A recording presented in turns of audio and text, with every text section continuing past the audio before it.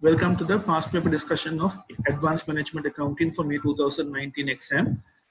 As you know, this paper consists of two parts, part 1 and part 2. Part 1 consists of one question which has 10 sub-questions. Those are multiple choice questions. It is compulsory.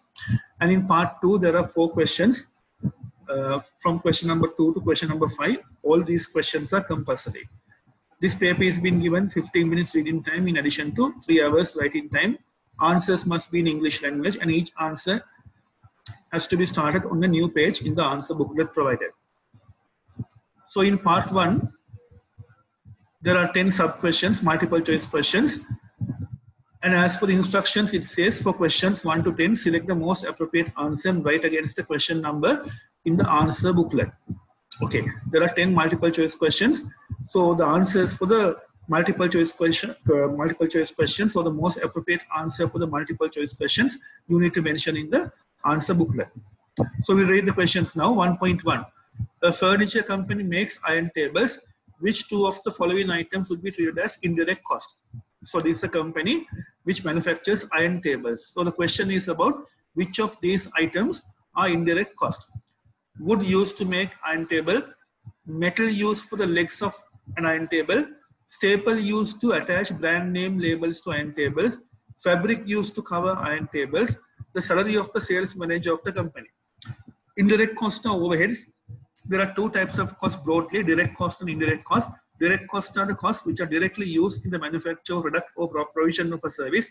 Indirect costs are the supportive cost or overheads.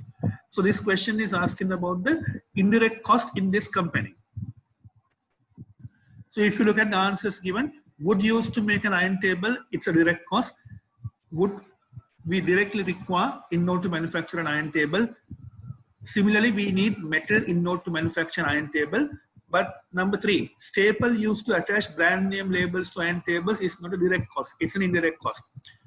Then fabric used to cover iron tables, that's a direct cost, that is part of the table. Last item, the salary of the sales manager of the company, that is not a direct cost. So out of the 4 answers given, the most appropriate answer would be the answer which says item number 3 and item number 5.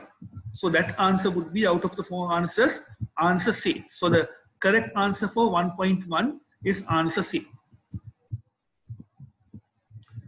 1.2. The ultimate aim of total quality management is to A. Reduce cost of poor quality, reduce the workforce, eliminate the cost of poor quality, eliminate all kind of quality cost.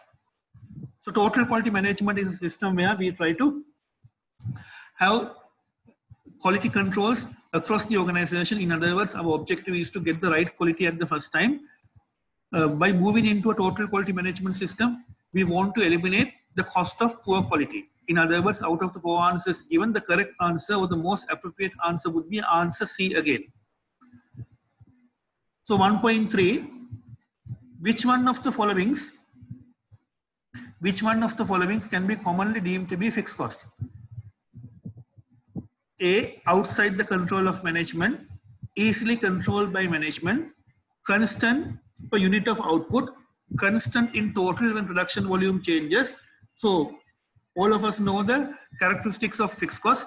Fixed costs remain the same. In other words, fixed cost doesn't change when the volume changes. So out of the 4 answers given, the most appropriate answer that defines fixed cost would be answer D. So the correct answer for 1.3 is answer D. Then 1.4, a flexible budget is a budget. A. Takes into account the different cost behavior patterns and is designed to change as the volume of activity changes. Will change during the budget period according to changes in circumstances. Will continuously updated by adding a further accounting period when the earliest accounting period expired, derived from the master budget. A flexible budget is a budget which we continuously change, taking into account the changes that are taking place in the marketplace or in the environment. So based on that, out of the 4 answers given, the most appropriate answer would be answer A. So the correct answer for 1.4 is A. 1.5. A company produces and sells a single product whose variable cost is 8 rupees per unit. fixed costs have been absorbed over the normal level of activity of 150,000 units and have been calculated as 2 rupees per unit. In other words, for a volume of 150,000, fixed cost per unit is 2 rupees, which means total fixed cost of the company is 300,000. Current selling price is 12 rupees per unit. What is the profit the company will make under marginal costing basis if the company sells 200,000 units of products?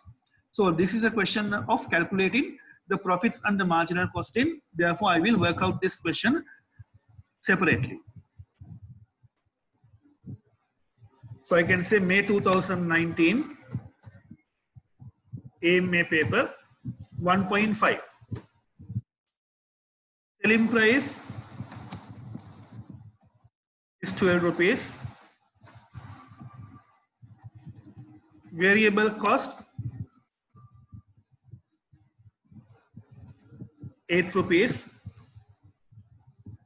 Fixed cost per unit based on a volume of 150,000 units. We can say volume 150,000. So for a volume of 150,000, fixed cost per unit is 2 rupees. That means total fixed cost is 2 rupees into 150,000, 300,000. So the question is about for a volume of 200,000. Profit when the volume is 200,000 units. So that we can calculate. We can first calculate the contribution. So contribution would be 200,000 units.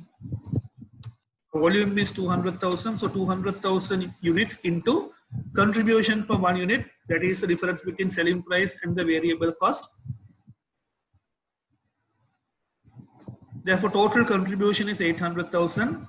Based on this, profit would be 500,000. That is contribution 800,000 minus fixed cost 300,000. Profit would be 500,000. So therefore, out of the 4 answers given, correct answer would be B. So the answer for 1.5 would be B, which says the profit is 500,000 rupees when the volume is 200,000. Let's move into 1.6. The factory worker is paid a salary of 15,000 rupees per month and an extra 250 rupees for each unit produced during the month. So he is paid a fixed salary of 15,000 rupees plus a variable salary of 250 rupees for each unit produced during the month. Which one of the following best describe this type of labor cost? A step cost, a semi-variable cost, variable cost, or a fixed cost? So this type of a cost where there's a fixed component as well as a variable component, we call as a semi-variable cost. So the correct answer is for 1.6, the correct answer is B. 1.7, which two of the following the manager of a profit center? So in a profit center, the manager is responsible mainly for the profits. So basically he is responsible for sales as well as cost. So the question is asking which two of the following the manager of a profit center likely to have control: selling prices, capital investment required, apportion head office cost, or variable cost. So in a profit center, the profit center manager is in control of selling prices and variable costs. So the correct answer would be 1 and 4, which is out of the 4 answers given D. 1.8. Which of the following is not a technique for measuring risk? Variance, risk mapping, sensitivity analysis, deviation of expected return. So out of the 4 answers given, the technique which is not a technique of measuring risk is risk mapping. That is answer B. Risk mapping, because it is not a technique for measuring risk, it is a technique of identifying the risk. 1.9, author and company has analyzed a particular risk faced by its plastic products manufacturing division on a risk map. It has concluded that the matter has a low impact, but there's a high probability of occurrence. So it has a low impact, but there's a high probability of occurrence. So which of the following risk responses would be most appropriate? Risk acceptance, risk transfer, risk reduction, or risk avoidance? In a situation like this, where there is a low impact but there's a high probability of occurrence, the company should try to reduce the risk. In other words, out of the 4 responses, the correct response would be risk reduction or answer C. You can avoid if the risk is less. Then of course you can go for other methods such as accepting the risk or transferring the risk. But in this case, since the impact is low and the probability of occurrence is high, you need to try to reduce the risk. So the correct answer would be C. Beta PLC has appraised 3 capital investment projects, namely A, B, and C, and the relevant cash flow details are given below. So there are 3 projects, A, B, and C. Cash flows are given, present value of net cash flows, NPVs are given, and also probability indexes are given. Capital availability is restricted to 11,200,000 rupees. What is the maximum total NPV achievable, assuming that all the projects are divisible? So assuming the projects are divisible, the examiner is asking the maximum NPV that can be achieved. So this question also I will do separately, 1.10. So there are 3 projects, A, B, and C.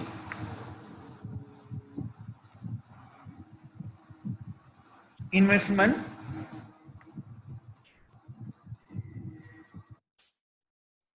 in thousands, and also NPV, that is also in thousands. Profitability index, okay, that has PI, profitability index. So investment would be 5,300, 6,500, 8,500. NPV would be 6,200,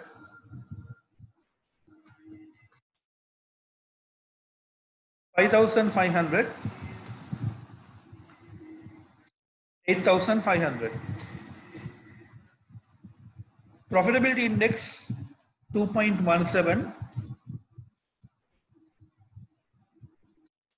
1.85, and 2. So based on the profitability index, ranking would be project A would be ranked first, project C would be ranked second, and project B would be ranked third. So capital allocation would be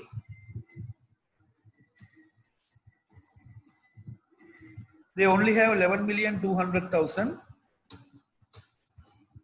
So they'll have to first allocate money for A, which will require 5,300.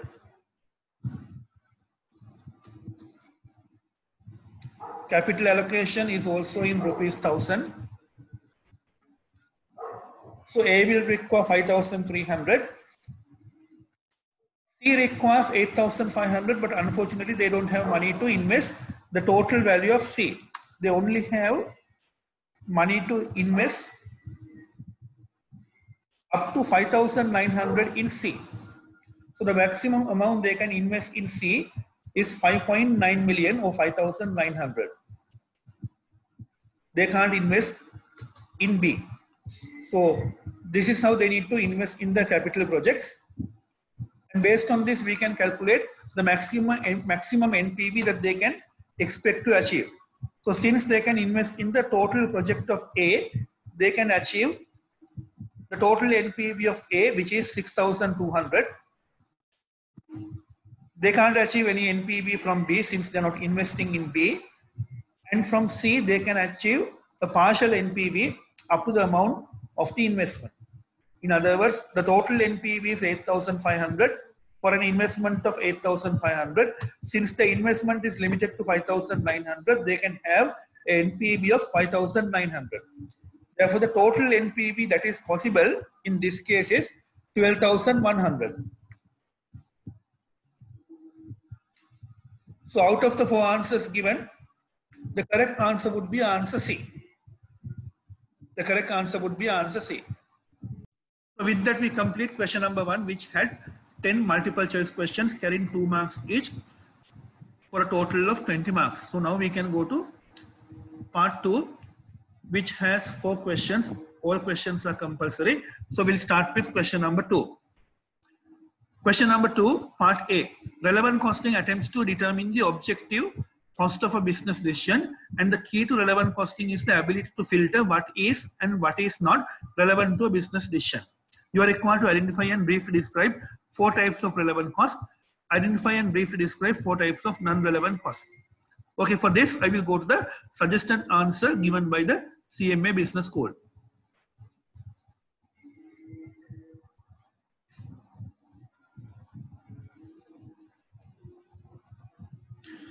So relevant cost, 4 types of relevant cost.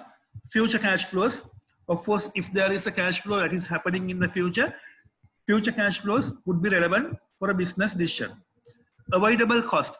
In other words, if a particular cost could be avoided if a particular decision is not undertaken. Now, say for example, if something is not done, if you can save a particular cost, those costs are relevant.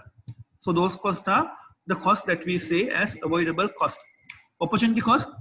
Opportunity cost are the cost of the next best alternative. In other words, if because of doing something, if you are losing the opportunity of doing something else, the value of what we are losing is the opportunity cost. And also number 4, incremental cost. Incremental costs are variable cost. So if because of a decision, if costs are increasing, such costs are called as incremental cost or variable cost, and those costs will be relevant. So these are the relevant costs. Future cash flows, any cash flow that is happening in the future will be relevant. Avoidable cost, if a cost could be avoided, if you don't do something, then those costs are relevant costs. Opportunity costs are relevant costs. Incremental cost or variable costs are relevant cost. So now we'll move into 2.2, non-relevant costs. So for that also I will go to the answer again. Non-relevant cost, 4 types of non-relevant costs. Sunk cost.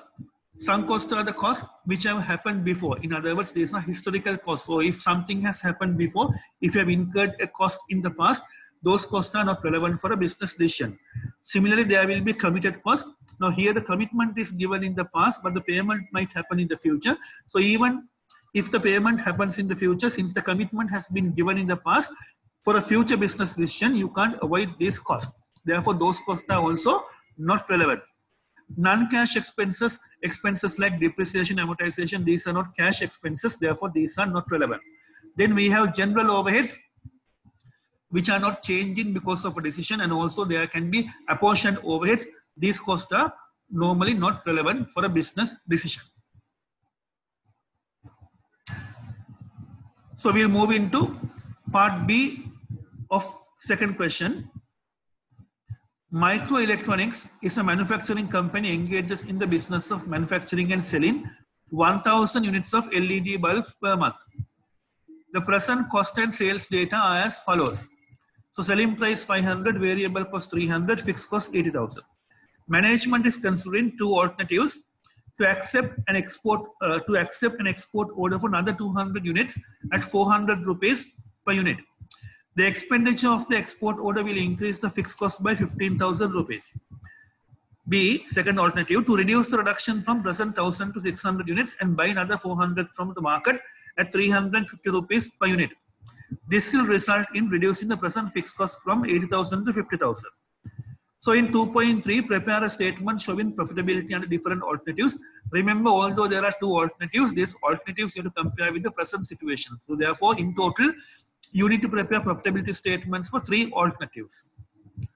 2 alternatives and also for the current situation. So let's do that now.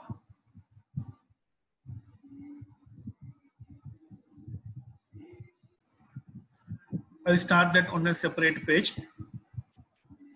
Question 2. So 2.3. So we have 3 situations. Current situation, then proposal 1 and proposal 2.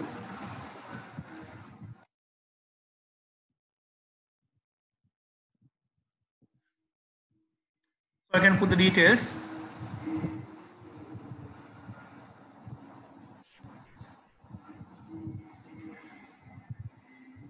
The current volume is 1000, selling price 500, variable cost 300, fixed cost 80,000.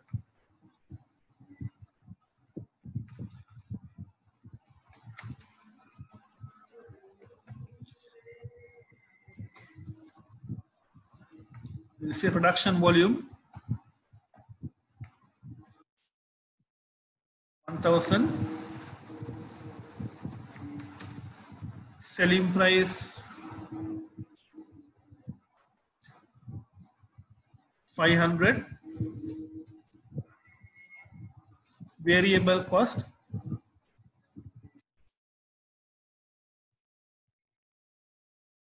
300.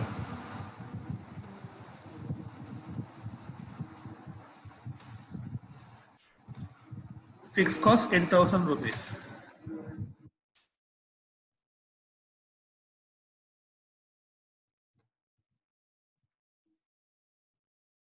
So under the current situation, we can calculate the total contribution.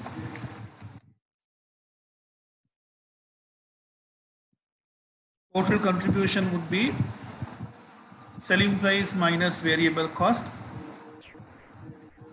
into the current volume. Total contribution 200,000.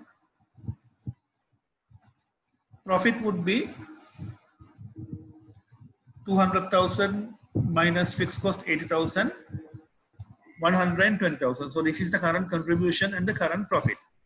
So in proposal 1, it says they are going to accept an export order additional 200 units at 400 rupees per unit. Because of the additional volume or additional order, fixed cost is going to increase by 15,000 rupees.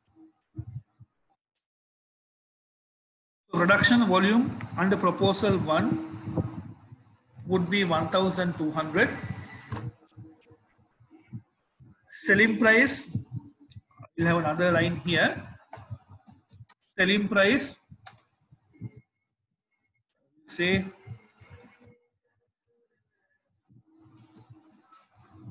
selling price for the additional volume.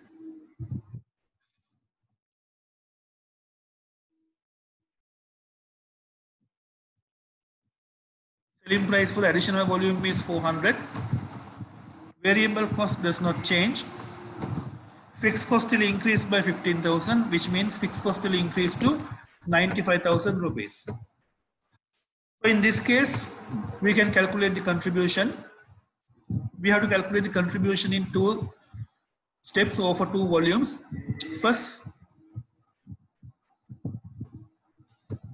for the normal volume of 1000, we can calculate the contribution as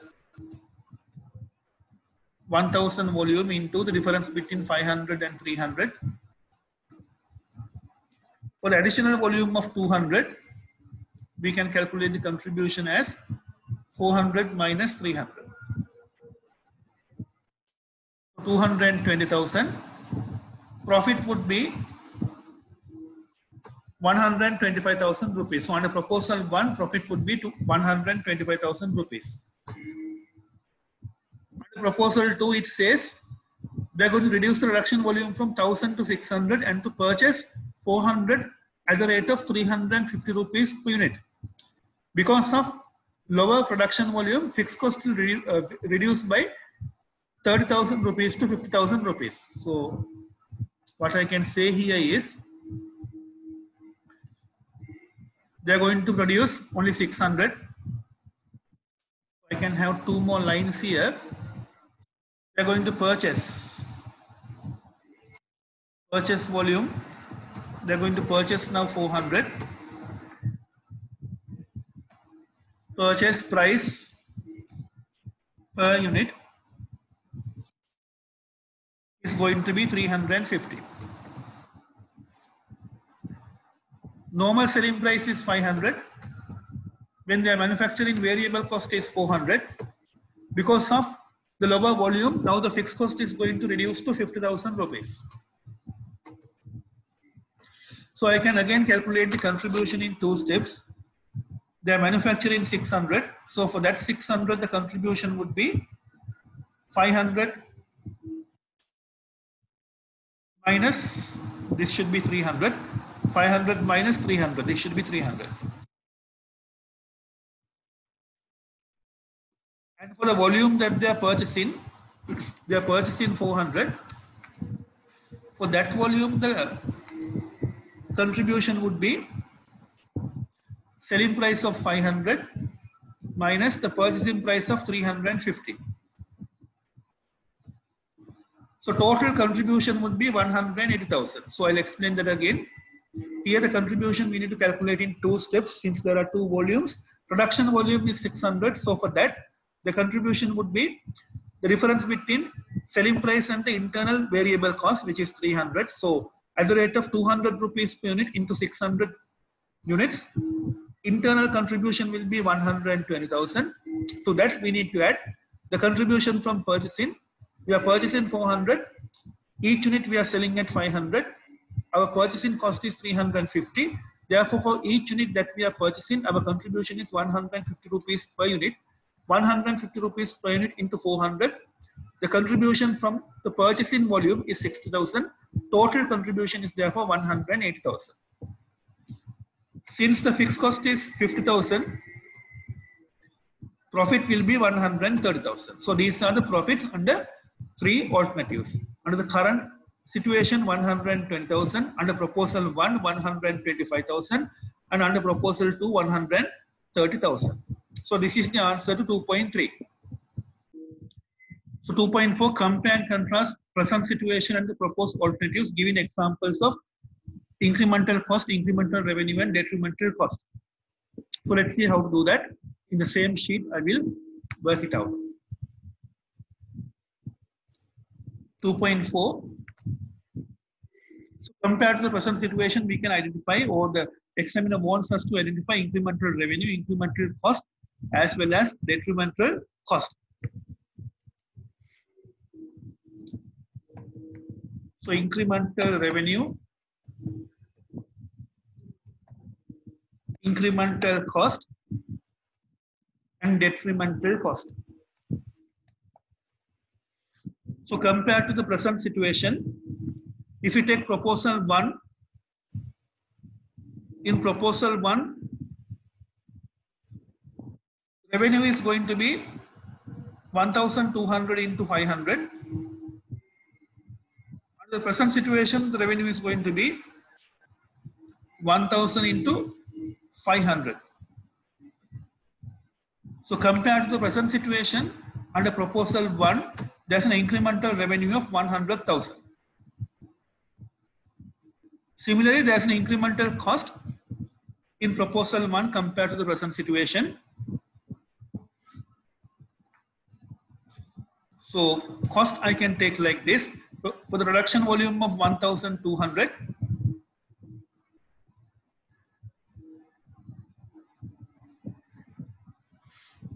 so there was a small mistake, because for the additional volume of 200, the additional selling price is not 500, 400. So therefore, there's a small correction that we need to make here.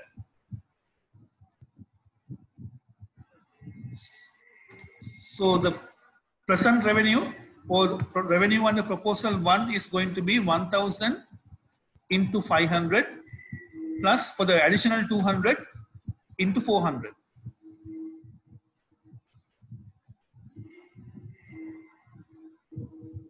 From that, we need to deduct the present revenue, which is 1,000 into 500. Incremental revenue is only 80,000 rupees. Incremental cost, in the same way we can take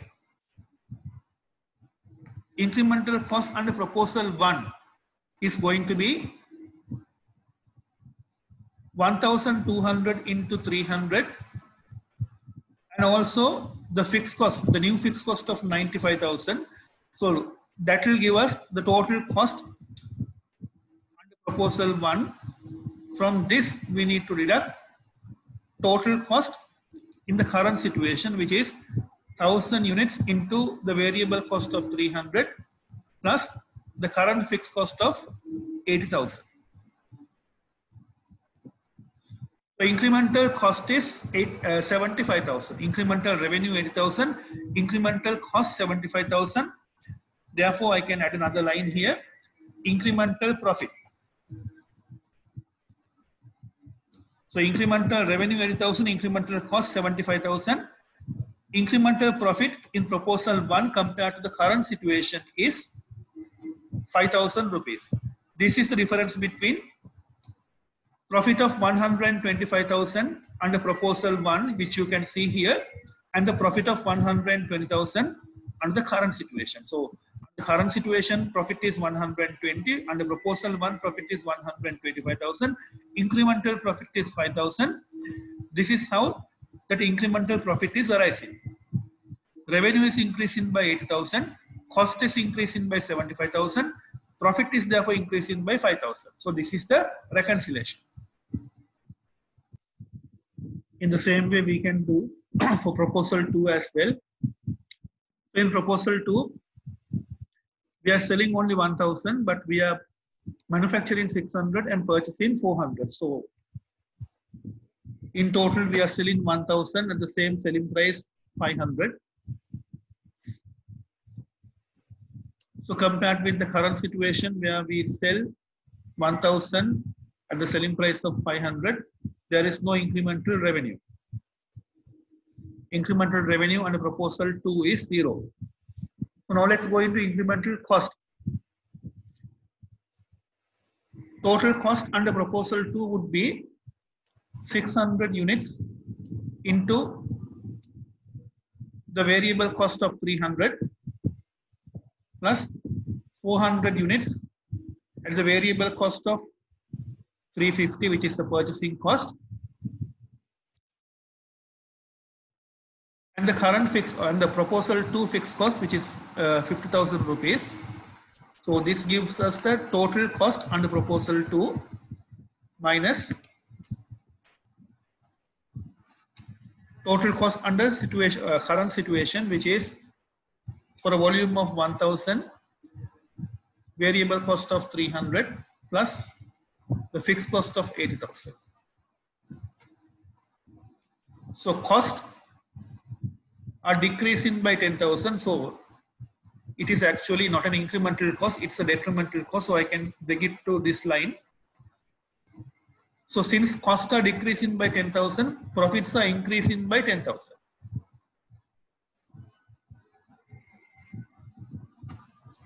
So that is the difference between proposal 2 profit 130,000 and the current profit of 120,000.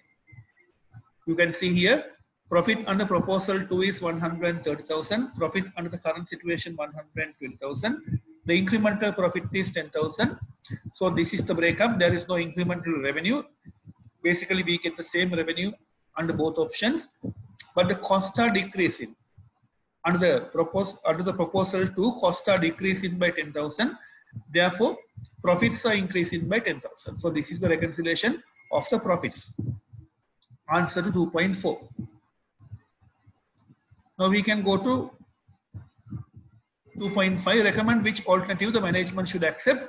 So basically, based on the profitability, the management should accept proposal 2. We can write here 2.5, answer for 2.5. Based on the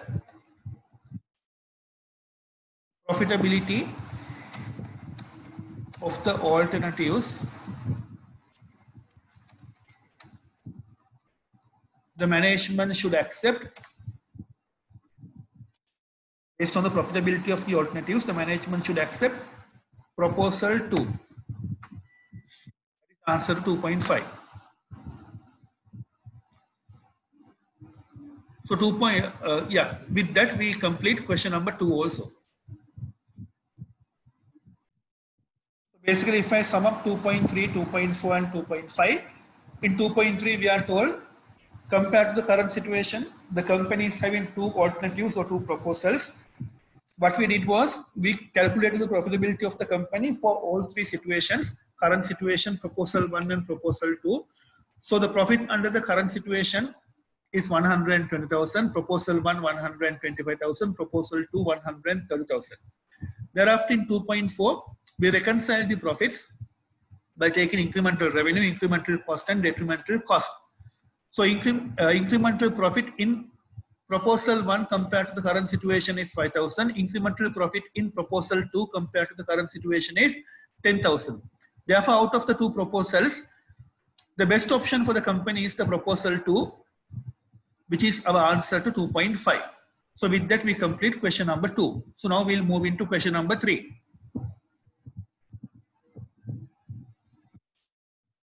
Corporate Tax Solution Private Limited is a professional accounting firm providing income tax and corporate tax services to different categories of clients such as private limited companies, partnerships and sole proprietors, and employed individuals requiring corporate tax and income tax services. Corporate Tax Solution Private Limited current client's fee is arrived by adding a 20% margin to total cost. So basically at the moment they're calculating client fees by adding a 20% margin to total cost.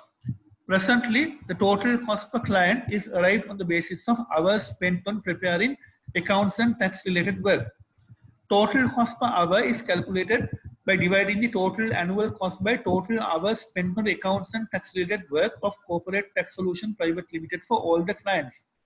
Corporate Tax Solution Private Limited is considering shifting from present basis to an activity based costing system. The related annual cost and the causes of these costs have been identified and analyzed as shown below. So we are given the total cost by different categories and also the causes of these costs. So accounts and tax related work 700,000, requesting additional data and information 50,000, issuing fee payment reminders 10,000, cost of holding meeting with clients 70,000, cost of traveling to clients 60,000. Following additional details relate to 3 of Corporate Tax Solution Private Limited's clients and Corporate Tax Solution Private Limited as a whole. So we are given details of 3 clients, Alpha, Beta and Gamma. Hours spent on accounting and tax related work, number of times additional data and information requests, number of times fee payment reminders sent, number of client meetings and miles traveled to meet clients. In 3.1, the requirement is to prepare and present fees charged to each of the above 3 clients based on the present system. Prepare and present fees charged to each of the above 3 clients based on the activity-based costing system. And 3.3, explain the effect on fees charged to each of these 3 clients due to change in present costing system to new costing system. Okay, let's look at how this question can be done.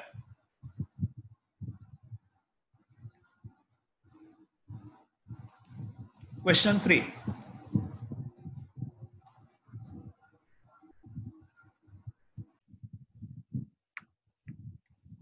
So question number 3. So we will first calculate the total overheads.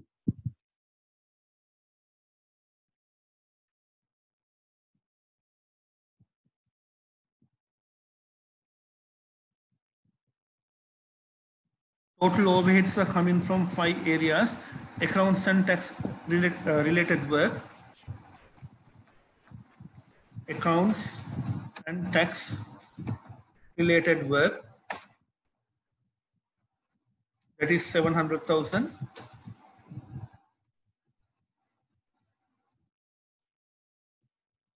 Additional data and information requesting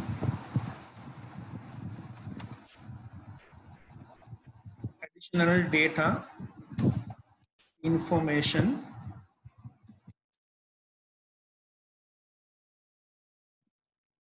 that is 50,000.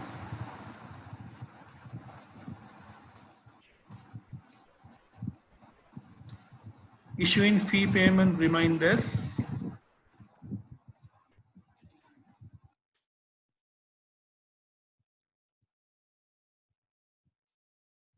20,000.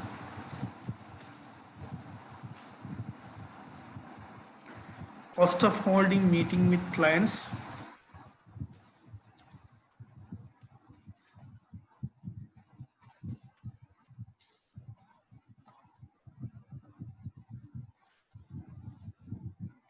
70,000.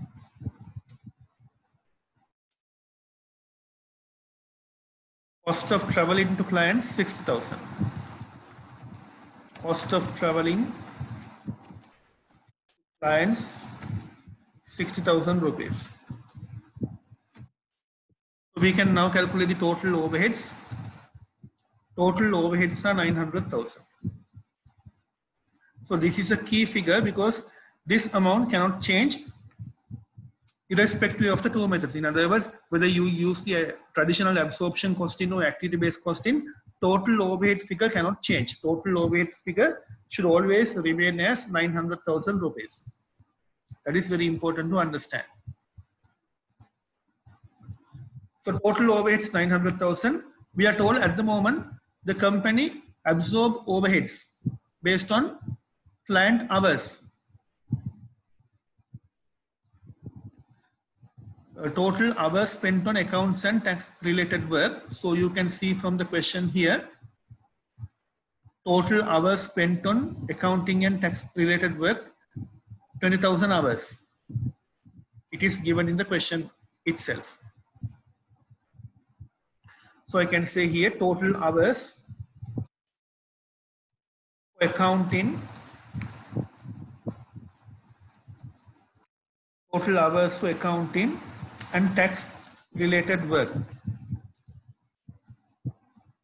That is given 20,000 hours.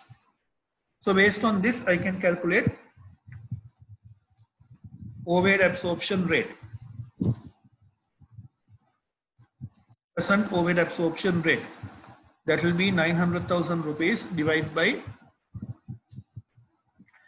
20,000 hours. So 45 rupees per hour. This is the current overhead absorption rate. So based on this, for the three client categories, I can calculate the total cost and then the profits, alpha, beta and gamma. Alpha, beta and gamma.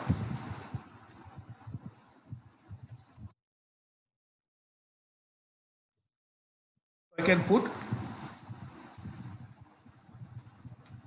current hours, or I will say hours for accounting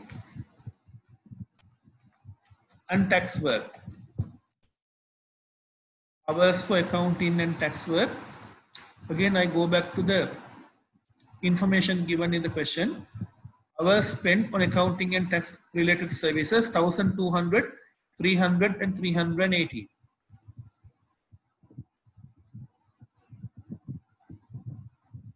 So I was reading the wrong one. Hours spent on accounting and tax related work, 1,200, 300 and 380. 1,200, 300 and 380.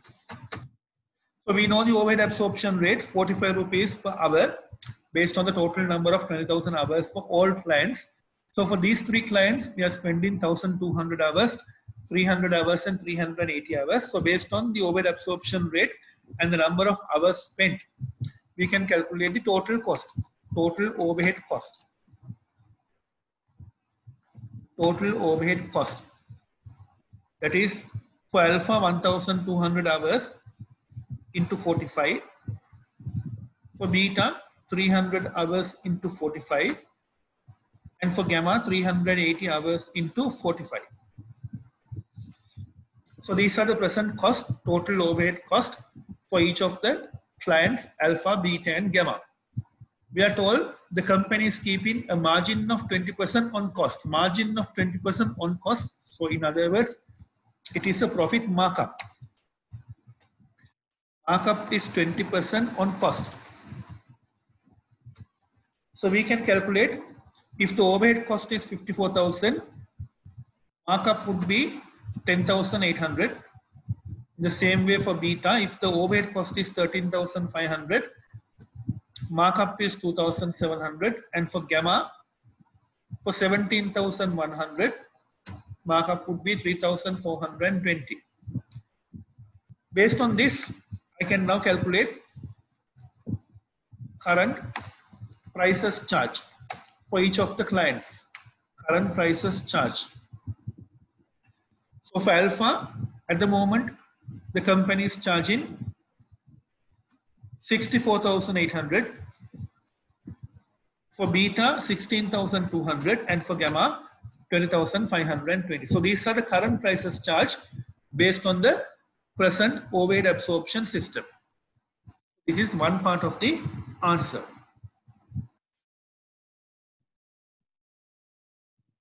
After this is 3.1. This is 3.1. So after this, I can go to the activity-based cost in overhead allocation 3.2. There are 5 activities. So I can first put down the activities. These are the 5 activities.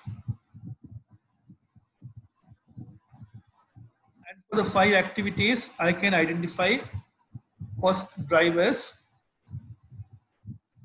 cost pool, cost driver volume, and the activity rate.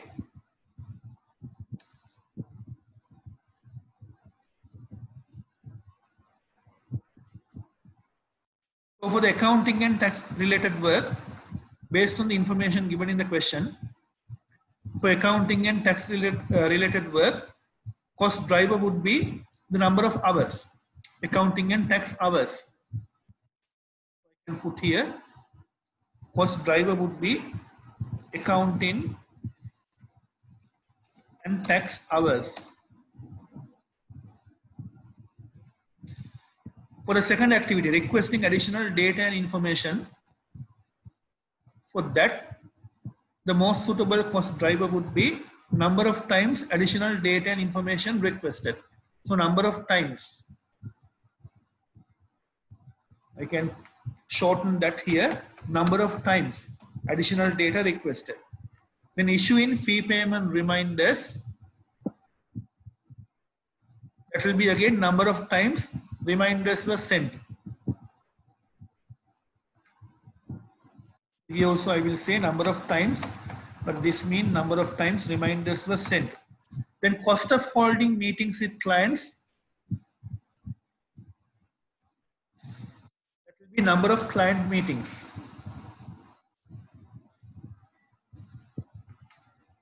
Number of client meetings.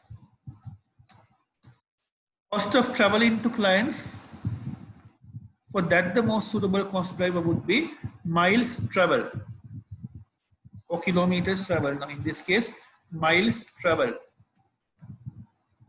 So these are the cost drivers. Then I can go for the cost pool. Cost pool would be the total overhead cost under each of the activities. So I can do the same thing here. So total cost pool would be for all the activities 900,000 rupees. Then cost driver volume. I can again go back to the question. So total accounting and tax hours 20,000.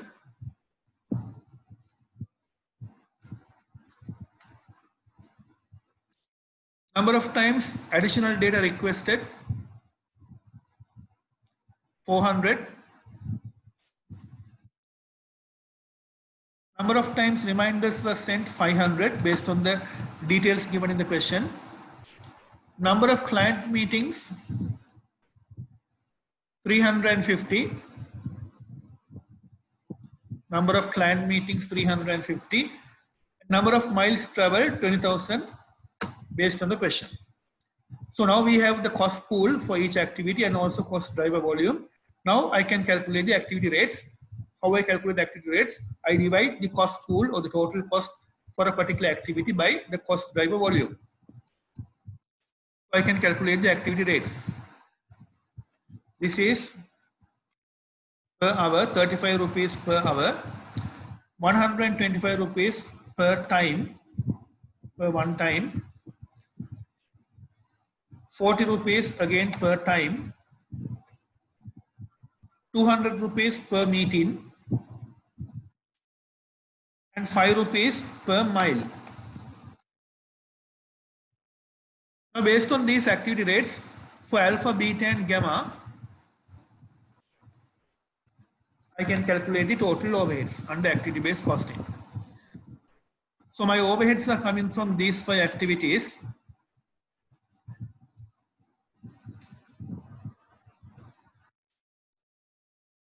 overhead costs are coming from these 5 activities.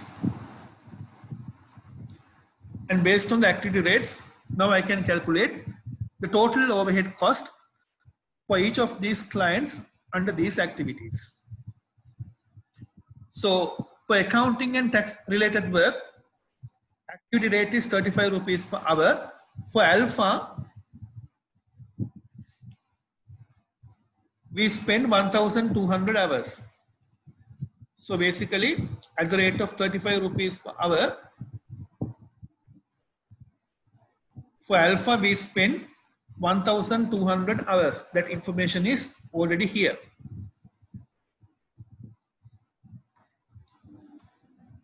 For Beta, we spend 300 hours. And for Gamma, we spend 380 hours. So these are the accounting and tax related overheads allocated for Alpha, Beta, and Gamma. In the same way, I can calculate the rest of the overheads based on the activity rates. So requesting additional data and information at the rate of 125 rupees per time. So let's look at how many times information is requested from Alpha. From Alpha 6 times. I will read the information given.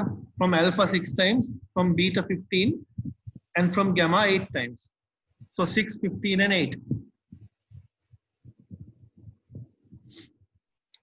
So basically 6 into 125 here, 15 into 125, and 8 into 125. 6, 15, and 8. The number of times reminders were sent, that is 4, 10, and 12. 4, 10, and 12. So therefore 4 into 40 rupees, 10 into 40,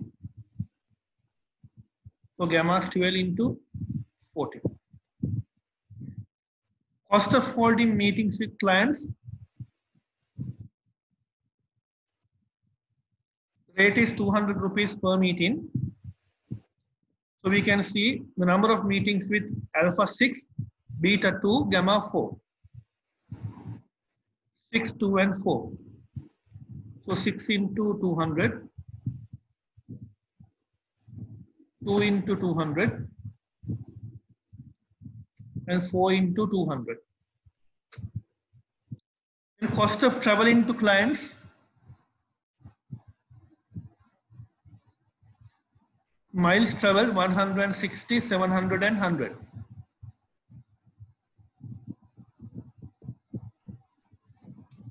$160, 700, and 100.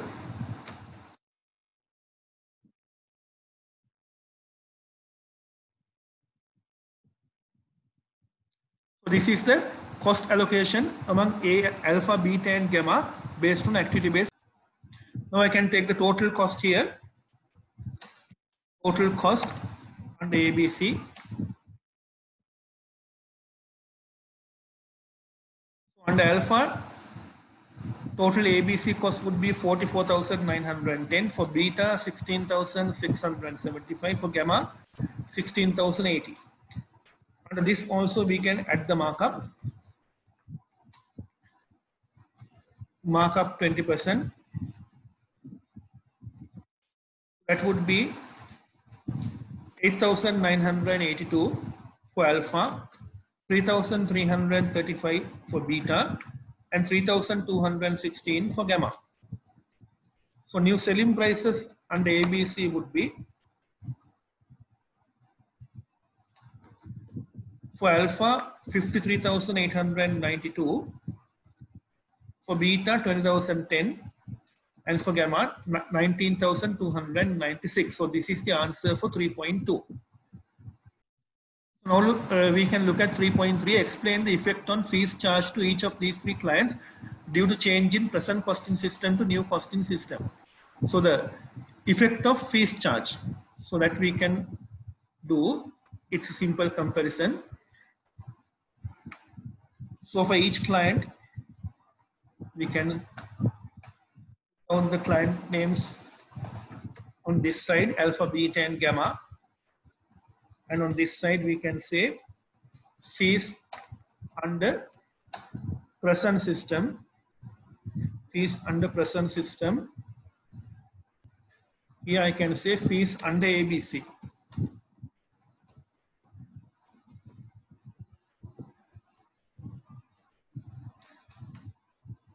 So for alpha,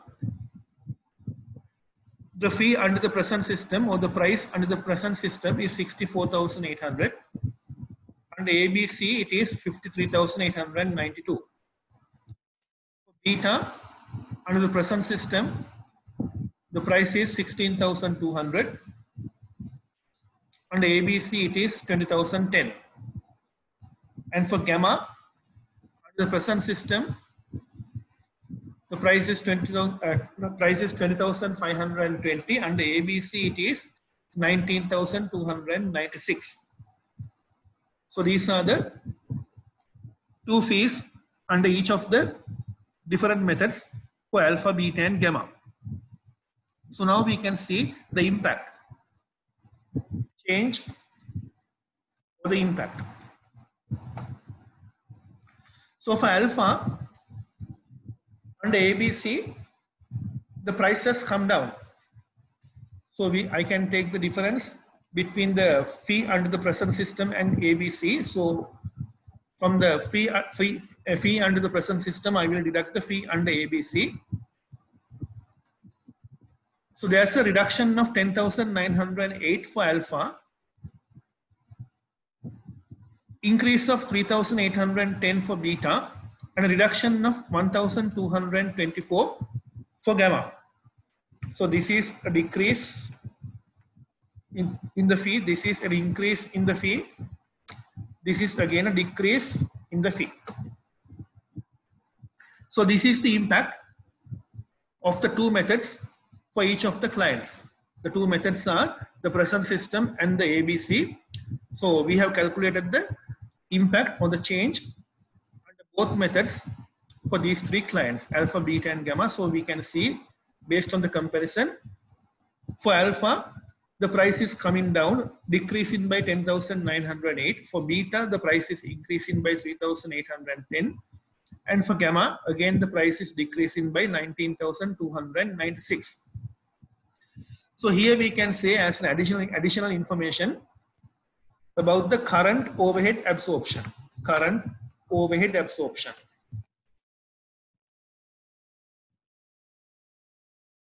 So for alpha, the price is decreasing. It indicates that at the moment for alpha, overheads are over-absorbed. Current overhead absorption, overheads are currently over-absorbed. For beta and ABC, the price is increasing, which means under the current system, overheads are under-absorbed. For gamma, again, the price is decreasing under ABC. So we can say under the present system, again, the overheads are over-absorbed. So this is the answer to 3.3. Answer to 3.3. For alpha and gamma, currently the overheads are over-absorbed, and for beta, currently the overheads are under-absorbed. This is what we can see when we compare the fees under the present system and also under ABC. So after that, we can move into part B of that paper. Question number 3, part B. It is about lean manufacturing. Lean manufacturing, a management philosophy primarily derived from the total production system, focuses on eliminating waste, called MUDA, within a manufacturing system. It takes into account many kinds of waste, including the waste of excessive human motion, and aims to integrate each step of production into a holistic, efficient process that reduces cost and improves overall revenue. Assume you are the management accountant of lean manufacturing company representing cost reduction committee. So 3.4, examiner is asking identify and briefly describe 4 waste of lean manufacturing. So in 3.4, you have to describe 4 types of waste in lean manufacturing, and in 3.5, briefly describe the causes of above identified 4 waste. So in 3.5, you have to explain the reasons for the identified 4 waste. So we'll go to the answer given by the CMA Business Code.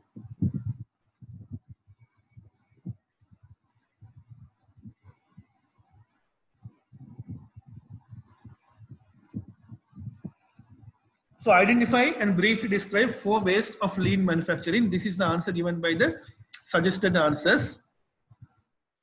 Overreduction. So first one is overreduction. Overreduction, as we know, is a waste because we are manufacturing more than what is required. Producing more than required is a waste. This means producing more than required to satisfy customer needs within a given period of time. So it is understood, if you produce more than what is required, it is a waste. Inventory. When stocks are not continuous, flow indicates that stocks are maintained. Any stock of goods or work in progress that is maintained in excess of what is needed for just in time is a waste. In other words, if you keep inventory which is not moving, if you manufacture more than what is required in order to keep as a buffer, then of course it is a waste. Motion. Any motion of people, equipment or tools involved in production that does not add any value is a waste. In other words, if there is any motion of machine or humans which is not adding any value in the production process, that is considered as a waste. In other words, if there is unnecessary movement of people or machines in the production process, that is a waste. Because for those movements, the company has to incur costs, but the company is not getting or generating any significant value addition from those movements. So therefore, if there are unnecessary movements or motions, such motions or movements are considered as waste. Defects. Defects refer to product deviating from the standards of its design or from the customer's expectation.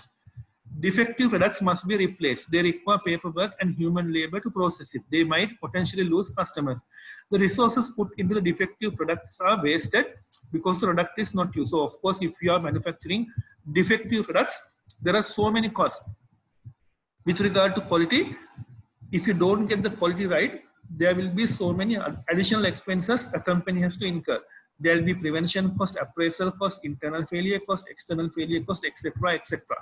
So therefore, if there are defective products, there will be additional cost that may have to be incurred by a company. The company may have to replace certain goods.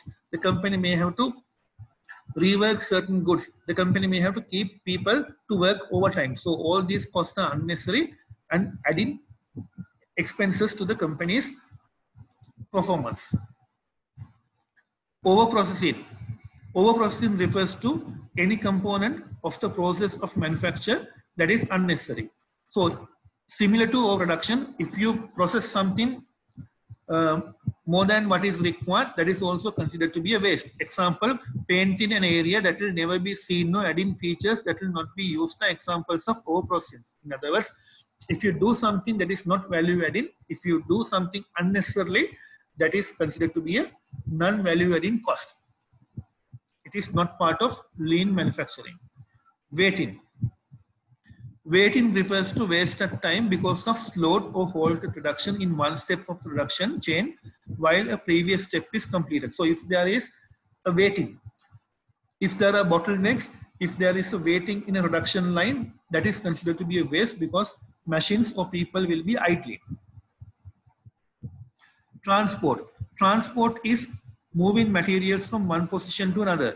Any transportation process that does not contribute to customer value creation is a waste. So again, if there is any non-value adding transportation within the production process or within a service provision, that is considered to be a waste. So these are waste in lean manufacturing. So I'll go from the beginning. Overproduction. If you manufacture something more than what is required, if you keep inventory, that is a waste again. If there are unnecessary movements of people or machinery, that is a waste. If there are defective products in the process, that is a waste. It is leading to so many additional costs.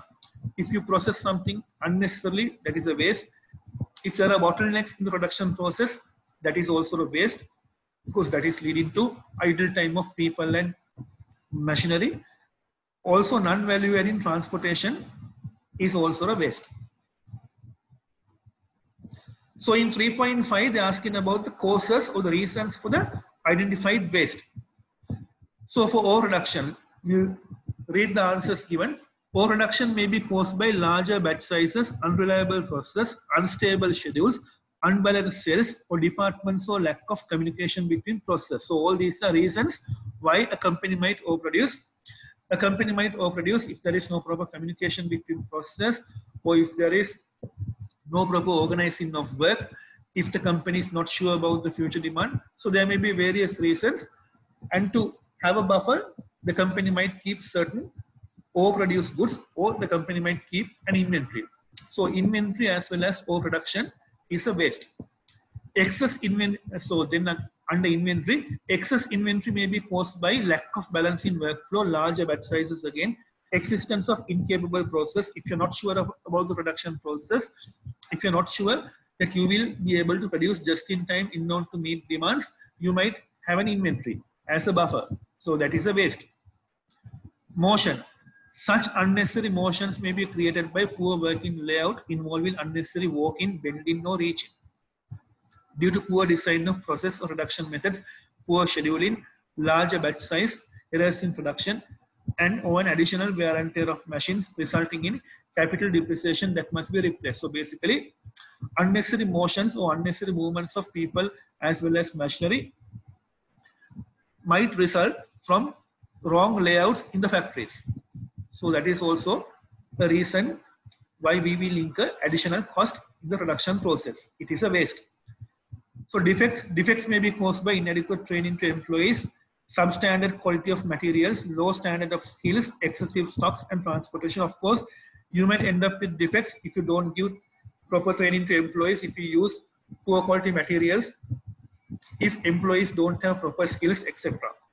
Overprocessing may be caused by lack of standardization of best practices and unclear quality standards. So you might process something more than what is required if you're not sure about the quality standards, or if you're not sure about the standardizations required. Weight in waste may be caused by poor man-machine coordination or scheduling, long changeovers, unreliable process or process errors, reworking, etc. Again, waiting or idling can occur due to poor coordination of activities or scheduling of activities. Transport. Waste transportation or movement of materials may be caused by poor layout of process, complex or lengthy material handling systems, larger batch sizes, working faster than customer requirements, and multiple storage locations. Further, transport can also cause the waste of waiting, as one part of the production chain must wait for materials to arrive. So transport of materials, we have discussed earlier, it is a waste, because when you transport materials from one area to another area, there can be a delay in the process. One area may have to wait until the goods arrive. So it is a waste. It is something that the company should avoid in order to save costs and to become a lean organization. So those are the answers for 3.4 and 3.5. So I will not discuss question number 4 and question number 5 now. I will stop with question number 3. So in another video lesson, the remaining 2 questions in the May 2019 AMA paper, I'll be discussing. So until then, thank you very much.